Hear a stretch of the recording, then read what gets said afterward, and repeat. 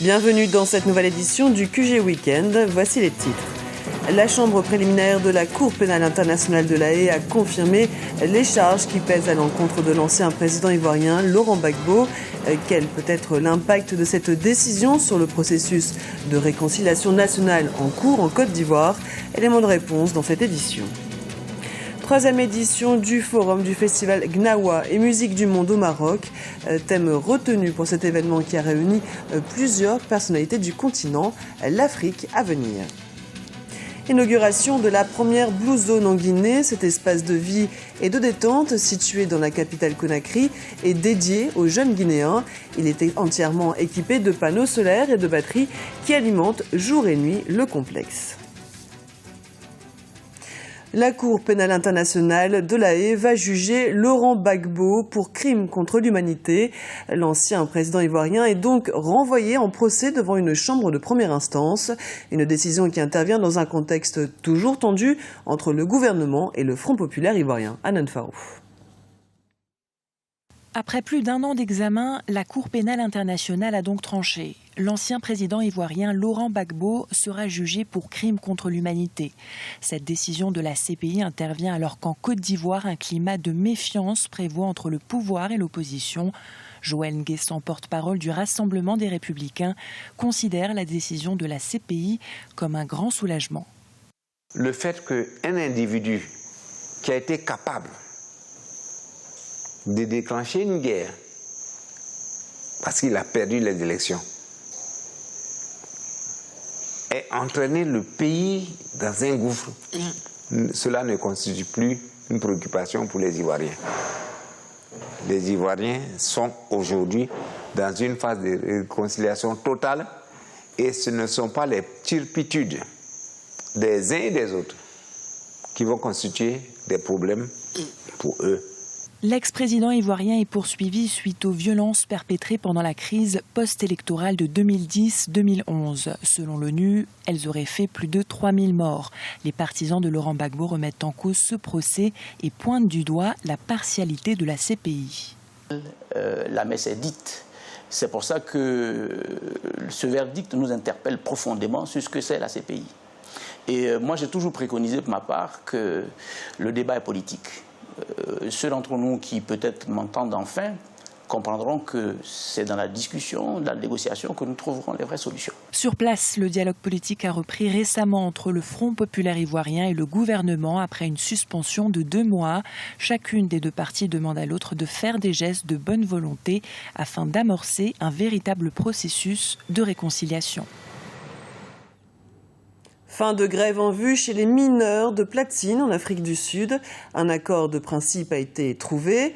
La proposition patronale consiste à revaloriser annuellement de 68 € par mois le salaire de base pour les catégories A et B pendant 2 ans à compter de juillet 2013.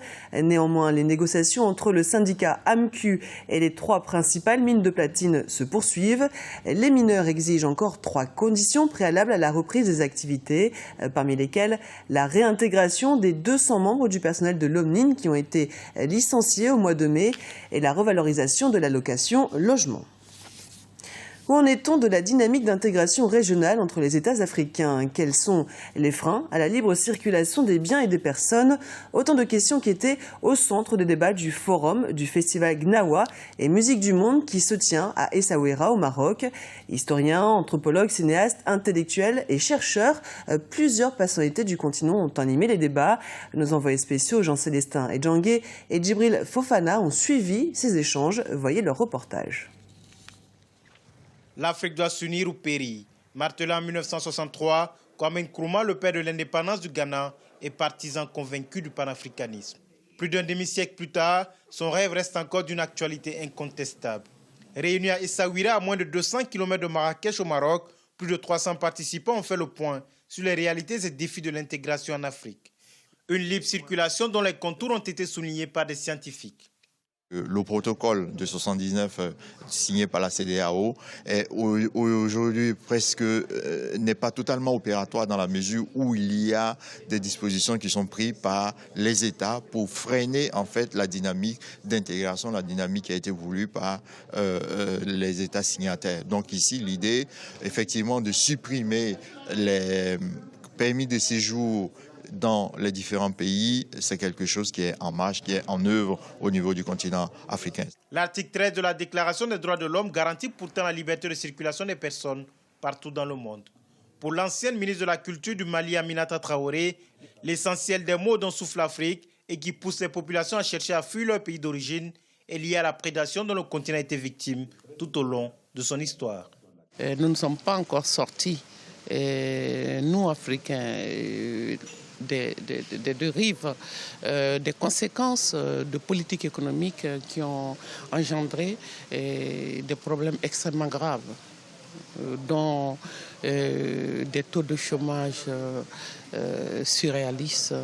Et l'immense majorité des jeunes ne travaillent pas, ici comme en Afrique subsaharienne. Et c'est cette situation qui alimente justement les flux migratoires, qui posent problème eux aussi, qui alimente les régions djihadistes. La libre circulation des personnes en Afrique qui se matérialise par l'intégration du continent avance progressivement. Mais dans ce continent d'1 milliard d'habitants et de 54 pays, cette intégration gagnerait encore à s'accélérer afin que toutes les régions du continent soient au même niveau. Lancement des travaux de construction de 15 000 logements sociaux dans la capitale tchadienne N'Djamena. L'événement s'est déroulé ce vendredi en présence du président Idriss Déby Itno. Le coût des travaux est évalué à 300 millions d'euros et grande particularité, ils sont entièrement financés par le Maroc. 5 000 emplois devraient être créés pour la réalisation de ce projet. La Blue Zone, un concept novateur initié par le groupe Bolloré, a été lancé à Conakry en Guinée ce jeudi. Il s'agit d'un espace où les jeunes peuvent entreprendre, étudier ou pratiquer une activité sportive. Un site vert, écologique, autonome en énergie et créateur d'emplois, comme nous l'explique Nicolas Kukel, notre envoyé spécial dans la capitale guinéenne. Un nouvel espace de vie et de détente pour les jeunes de Kaloum. C'est dans ce quartier historique de la ville de Conakry en Guinée que la première Blue Zone a été inaugurée ce jeudi en présence du chef de l'État guinéen, du Premier ministre, de nombreuses personnalités politiques du pays et de Vincent Bolloré, dont le groupe est à l'origine du projet.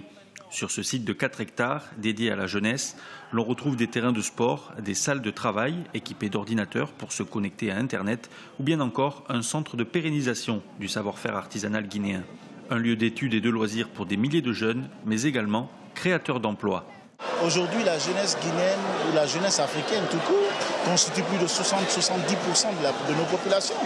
Et donc il est grand temps de commencer à s'occuper d'elles.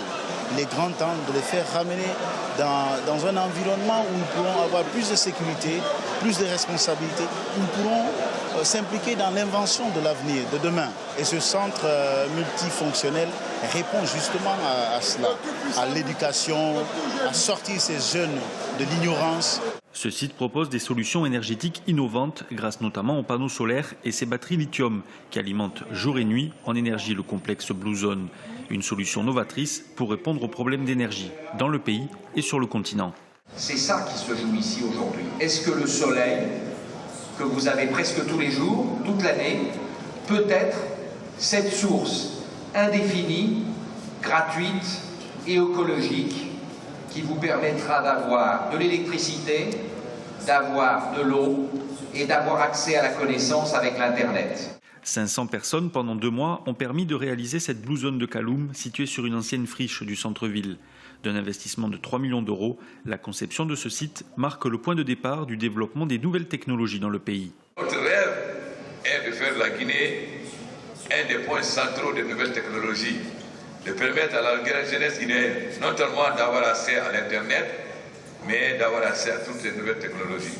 Ce site Blue Zone de Kaloum est le premier des 7 prévus qui devraient être implantés dans plusieurs communes de Conakry le long du chemin de fer qui relie la banlieue au port de la capitale. Ce journal a été préparé par l'ensemble de la rédaction. Merci pour votre fidélité. Dans un instant, une nouvelle édition du QG Weekend sur Africa 24.